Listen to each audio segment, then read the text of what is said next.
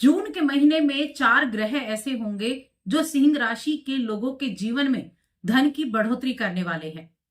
जय माता दी दोस्तों, आप सभी का स्वागत है हमारे यूट्यूब चैनल अमृता एस्ट्रो में। और आज की इस वीडियो में मैं बात करूंगी सिंह राशि के लोगों के लिए जून माह के राशि फल के बारे में। तो सबसे पहले हम ग्रहों की स्थिति के बारे में जान लेते हैं कि आपकी जो इस महीने की ग्रहों की स्थिति है वो कैसी होगी। क्योंकि इस महीने में आपकी राशि के स्वामी सूर्यदेव और मंगल साथ में बुध, इन 3 ग्रहों का राशि परिवर्तन होना है। मई के महीने में बड़े ग्रहों का राशि परिवर्तन हुआ और अब वक्त है उनके प्रभाव का कि अब वो आपको किस तरह के रिजल्ट देंगे। तो देखिए, अगर हम आपकी राशि, अगर आप आपकी कुंडली देखें, ये चंद्र राशि पर आधारित है। तो यहाँ आपकी कुंडली है, यहाँ अगर आप देखेंगे तो आपकी जो राशि है ना, वहां केतु विराजमान है और केतु के साथ 7 मई को सूर्य भी आ जाएंगे। तो सूर्य और केतु की युति आपकी राशि में बन जाएगी। ये हो गई। और इसके बाद आपका जो सप्तम भाव है वहां राहु विराजमान होंगे जो पूरे महीने रहने वाले हैं। आपके अष्टम भाव में शनि देव मौजूद हैं। आपके नवम भाव में शुक्र देव मौजूद हैं। आपके दसम भाव में सूर्य और बुध की युति है और बुध देव जो है वो 6 जून को राशि बदलकर आपके एकादश भाव में चले जाएंगे और सूर्य देव 15 जून को राशि बदलकर आपके एकादश भाव में चले जाएंगे। एकादश भाव यानी 11वां भाव, जहां पर गुरु, सूर्य और बुध, इन 3 ग्रहों की युति रहेगी। बड़ी जबरदस्त ये युति होने वाली है, बहुत अच्छे रिजल्ट देने वाली है। 22 जून को एक बार फिर से बुध का राशि परिवर्तन होगा और बुध देव जो है वो आपके 12वें घर में चले जाएंगे। तो उसका भी आपको इंपैक्ट इस महीने के अंत में देखने को मिलेगा। तो ये हो गई हमारी ग्रहों की स्थिति। अब इनका प्रभाव जान लेते हैं कैसा रहेगा। तो देखिए, सबसे पहले मैं करियर की बात करूंगी, आपके फाइनेंशियल कंडीशन की बात करूंगी। अगर हम करियर की बात करें तो आपकी राशि के स्वामी करियर हाउस में 15 तारीख तक है, यानी पहले 15 दिन। और जो मंगल देव हैं वो आपकी राशि में केतु के साथ विराजमान है 7 तारीख से। तो यहां मैं कहूंगी जो पहला सप्ताह रहेगा ना, वहां थोड़े से आपके खर्चे बढ़े हुए रह सकते हैं। मंगल की वजह से खर्चे बढ़े रहेंगे, आपके बिजनेस वगैरह के लिए आपको एफर्ट करने पड़ेंगे। लेकिन उसके बाद जो स्थितियां रहेंगी, आप अपने कामकाज में बहुत अच्छे एफर्ट कर पाएंगे। जो सूर्य की उपस्थिति है उसके कारण भी, और मंगल और केतु की जो युति बनेगी ना 7 तारीख को, आपके निर्णय लेने की क्षमता अच्छी रहेगी। आप बड़े एफर्ट करने वाले रहेंगे, अपने कार्यों के द्वारा अच्छे रिजल्ट प्राप्त करने वाले रहेंगे। डिसीजन आप अच्छे ले पाएंगे। आप अपने प्रॉपर्टी, अपना मकान, इन चीजों की कोई शुरुआत कर सकते हैं। तो ये स्थिति आपके लिए बेहद अच्छी है। शुक्रदेव नवम भाव में, राहु आपके सप्तम भाव में बैठे हुए हैं। पार्टनरशिप में बिजनेस जो कर रहे हैं उनको थोड़ा सा बस ध्यान रखने की आवश्यकता है, वरना आप अपनी बुद्धिमानी का परिचय इस महीने में दे पाएंगे। आपके वरिष्ठों के साथ आपके संबंध बहुत अच्छे रहेंगे। इसके अलावा देखिए, जो सरकारी क्षेत्र में काम कर रहे हैं ना, उनके लिए मैं कहूंगी पसीना तो बहाना पड़ेगा। ऐसा नहीं कि पसीना नहीं बहाना पड़ेगा, पसीना तो बहाना पड़ेगा, लेकिन उस जो आप पसीना बहाएंगे ना, उसका आपको रिजल्ट भी अच्छा मिलेगा।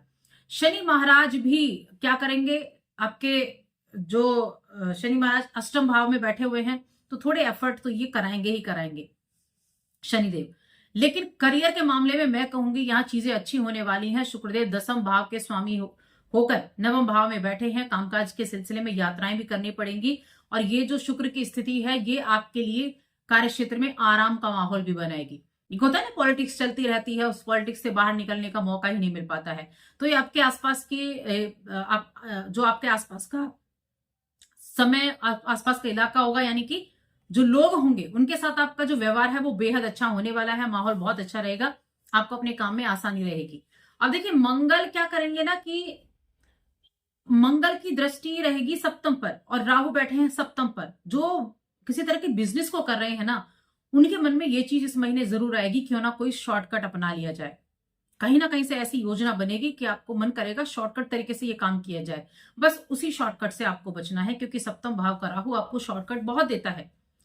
और मंगल जब सामने बैठेंगे तो एफर्ट करने का भी रहेगा, मेहनती भी होंगे, लेकिन शॉर्टकट भी अपनाने का रहेगा। तो ऐसी स्थिति में डिसीजन ठीक से आपको लेना होगा।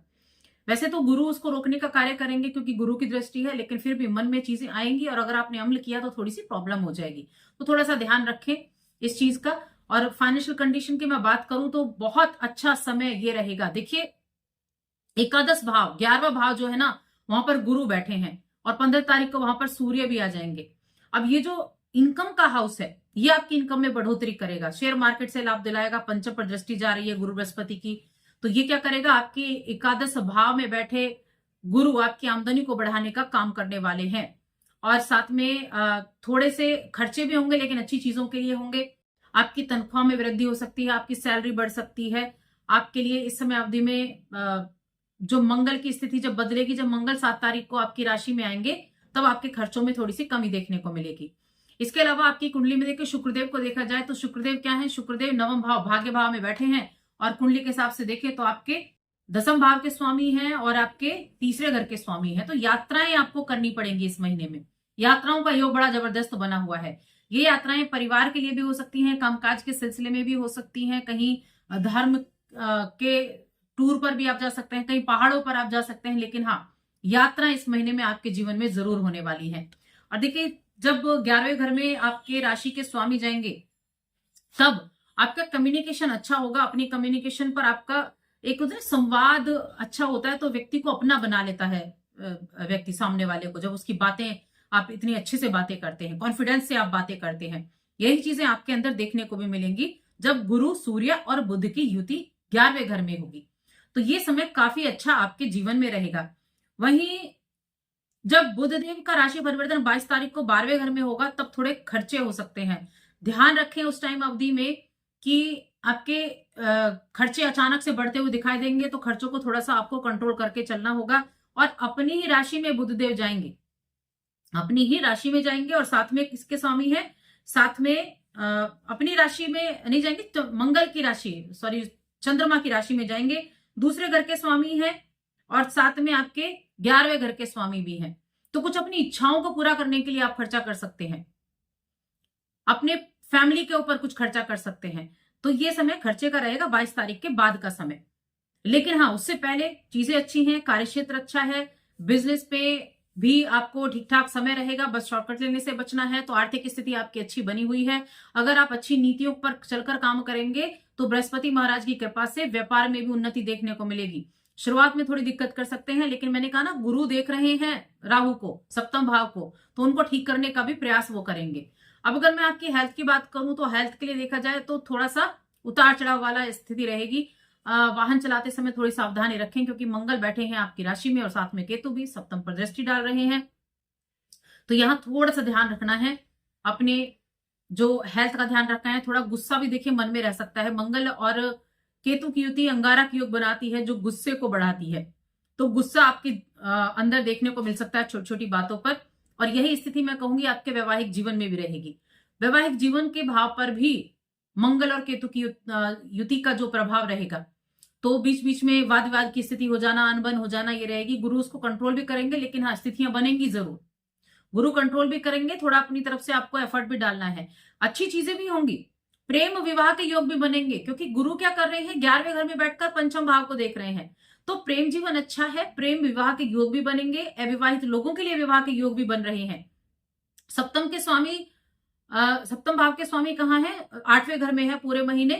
तो इस समय अवधि में क्या होगा कि जो, जैसा कि मैंने बताया कि थोड़ा सा स्वास्थ्य भी जीवन साथी का प्रभाव है, थोड़ी तनातनी या अनबन ये भी रह सकती है। तो गुरु भी उसको ठीक करेंगे और आपको भी थोड़े से एफर्ट करने पड़ेंगे। बाकी विवाह के योग बहुत अच्छे बने हैं, प्रेम विवाह के बहुत अच्छे योग बने हुए हैं, संतान प्राप्ति के बहुत अच्छे योग बने हुए हैं इस महीने में।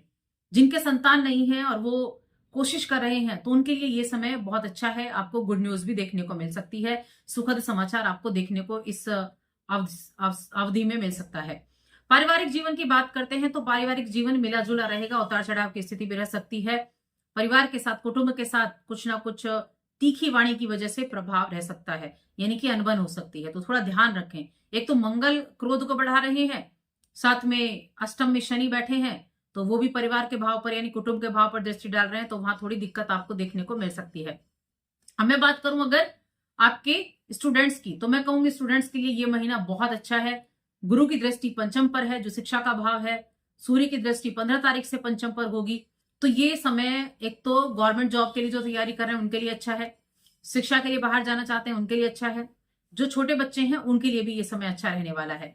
तो उत्तम है। विदेश जाने की संभावनाएं मध्य माह के बाद ज्यादा अच्छी बनेंगी। विदेश जाने की संभावनाएं भी आपके लिए बनने वाली है। ये हो गया हमारा ओवरऑल इस महीने का राशिफल। अब उपाय की बात करते हैं, अंत में क्या उपाय आपको करने चाहिए। तो देखिए आपकी कुंडली के हिसाब से उपाय की अगर हम बात करें तो एक तो श्री आदित्य हृदय स्तोत्र का पाठ आप जरूर करें। ये पाठ आपके लिए बहुत अच्छा है, ये आपको करना चाहिए। हर रेगुलर बेसिस पर करेंगे तो भी अच्छा रहेगा, लेकिन आप रविवार के दिन तो करें ही करें, बहुत अच्छा रिजल्ट मिलेगा इससे आपको। मैं हमेशा बोलती हूँ इस उपाय को आप करें। और बुधवार के दिन गणेश जी की आराधना और गणेश जी को दुर्वा अर्पित जरूर करें। ये उपाय कर ले और साथ में चैनल को सब्सक्राइब कर ले। जय माता दी।